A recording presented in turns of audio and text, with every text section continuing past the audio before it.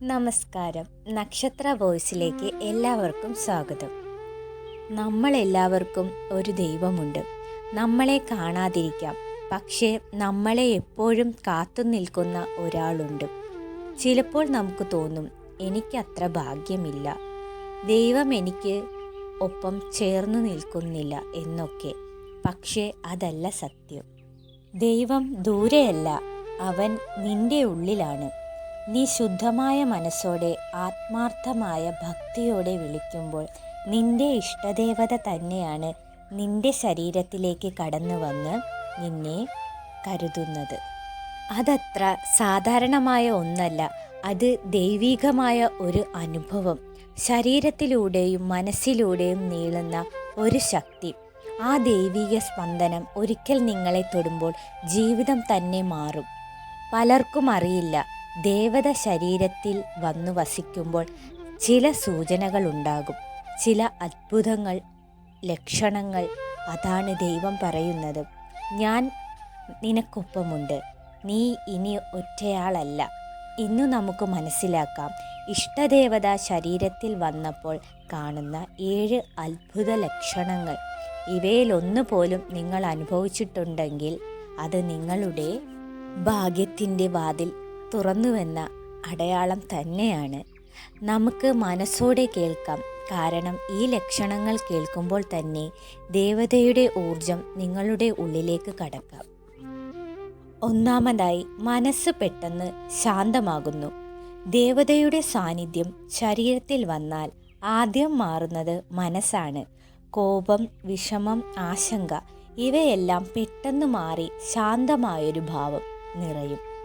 നിങ്ങൾക്ക് തിടുക്കത്തിലൊരു ശാന്തത, ഒരു വിശ്വാസം തോന്നും, എന്തായാലും ഞാൻ സുരക്ഷിതനാണ്. 2, ശരീരത്തിലൂടെ വിചിത്രമായ വൈബ്രേഷൻ തോന്നും. പലർക്കും തലയുടെ മുകളിൽ, തോളുകളിൽ അല്ലെങ്കിൽ വിരൽത്തുമ്പുകളിൽ വരെ ചെറിയ വൈബ്രേഷൻ പോലൊരു അനുഭവം ഉണ്ടാകാം.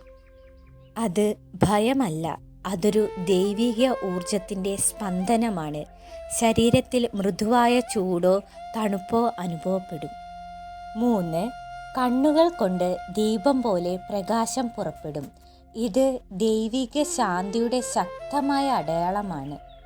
ദേവതയുടെ കരുണയാൽ നിങ്ങളുടെ നോട്ടം തന്നെ ശുദ്ധമായ ശക്തിയാകും.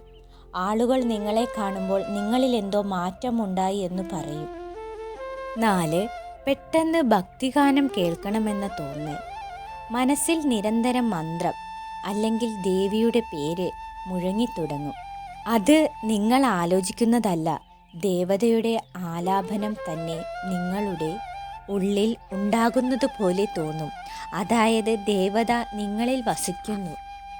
5, ഉറക്കത്തിനിടയിൽ ദേവതയുടെ സാന്നിധ്യം സ്വപ്നത്തിൽ. ദേവതയുടെ രൂപം, ക്ഷേത്രം, ദീപം, പൂക്കൾ, വെള്ളം ഇതൊക്കെ സ്വപ്നത്തിൽ കാണുന്നത് ദൈവിക പ്രവേശന അടയാളമാണ്. അത് ഒരു അലേർട്ടല്ല, അതൊരു ദൈവിക സന്ദേശമാണ്, ഞാൻ നിന്നോടൊപ്പമുണ്ട്. 6, ശരീരത്തിന് ദൈവിക സുഗന്ധം അല്ലെങ്കിൽ ചന്ദനവാസന. പലർക്കും അപ്രതീക്ഷിതമായി ചന്ദനത്തിൻ്റെ, പൂക്കളുടെ, കുങ്കുമത്തിൻ്റെ മണം അനുഭവപ്പെടും. അത് ദൈവിക ഊർജം ശരീരത്തിലേക്ക് കടന്നു വന്നതിൻ്റെ ഉറച്ച അടയാളമാണ്. 7, പെട്ടെന്ന് കണ്ണു നനയുക, ഹൃദയം നിറയുക. ദേവത ശരീരത്തിലേക്ക് വന്നപ്പോൾ ഹൃദയം അതിൻ്റെ ഭക്തിയാൽ നിറയും. കാരണമില്ലാതെ കണ്ണുനീർ വരുന്നെങ്കിൽ അതൊരു വലിയ അനുഗ്രഹം തന്നെ. അത് ദൈവിക കണികകൾ നിങ്ങളുടെ ഉള്ളിൽ നിറയുന്നതിൻ്റെ സൂചനയാണ്. നിങ്ങളിൽ ദേവതയുടെ ഊർജമുണ്ട്, അവളെ അനുഭവിക്കുക, വിശ്വാസം നഷ്ടപ്പെടുത്തരുത്. ഇവയിൽ ഏതെങ്കിലും അനുഭവം നിങ്ങൾക്കുണ്ടോ എങ്കിൽ കമൻറ്റിൽ പറയൂ. ദേവി നിങ്ങളോടൊപ്പമുണ്ടെന്ന് ഞാനും പ്രാർത്ഥിക്കാം. ഇതുപോലെ ആത്മീയവും ദൈവികവുമായ വീഡിയോകൾക്കായി നക്ഷത്ര വോയിസ് സബ്സ്ക്രൈബ് ചെയ്യൂ.